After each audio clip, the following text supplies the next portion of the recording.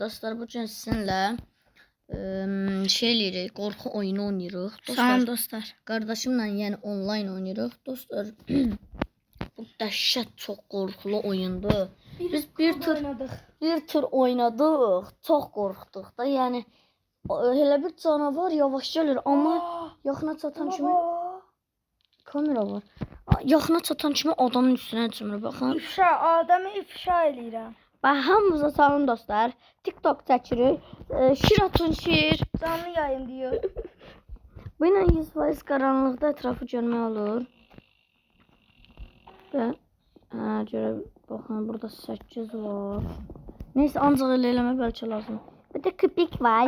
Burada adam var. Burada pişik var. Orada ha. Dostlar burada biraz yavaş gəzirik. Niyə? Burada ne? Press up when found anomaly. Deyir ki anomaliləri tapın. Press up the anomalies. Anomalilərə basın falan elə bir şey deyir. Şimdi asansördə qaldı. Asansördəyik. Elə bildim bura boşluqdur. 8 qatlar var. 7. Bura 7-ci qatdır. Şamaxı yazıb şamaxılara salam. Yəni özümüzə salam. Smokey. Yazıları oxuya biliyor bu ilə. Mən açamırıq. Ayağımı silək. Canıma. Dostlar video riski sönsə, oyda qaçmaq var. Sıxıntıdır qaçmaq. Adama bax. Qaçmaq varsa dəhşət qorxuludur deməkdir. Adamı ifşa eləyirəm.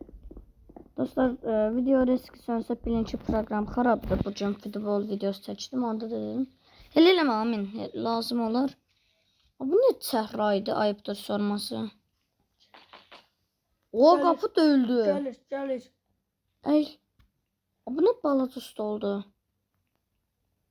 Bir daha saxla. Gəlir. Ne bilirsin? Yazırsan getdim. Xırda. Allah gəlir. Gəlir. Üstüvə cumar.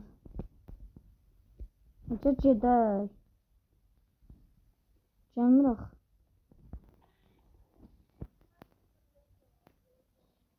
Dostlar dəhşət qorxunçdur burada. Buna basmalıyıq. Lift. Bu yağ da var diye bu şəkil.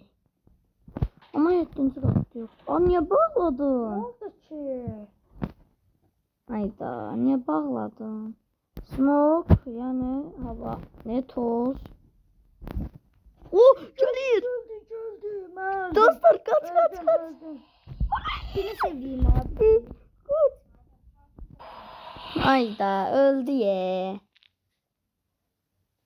İndi nə qaraq? Tezden doldu. Tezdən doldu. İndi ikinci şey qoş, reklam arası. Dostlar reklam kəsib gəlir. Adımı koy da, necə qoyuruq?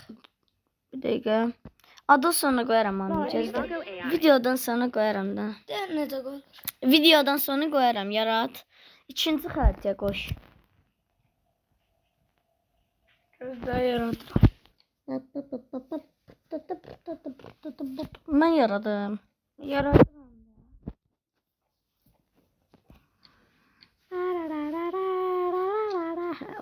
Privet aramada qoş.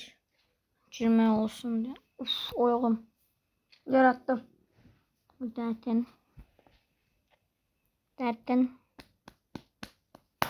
3 dəqiqə Dostlar öldük. videonu kəsim. Gələndə başlayarım.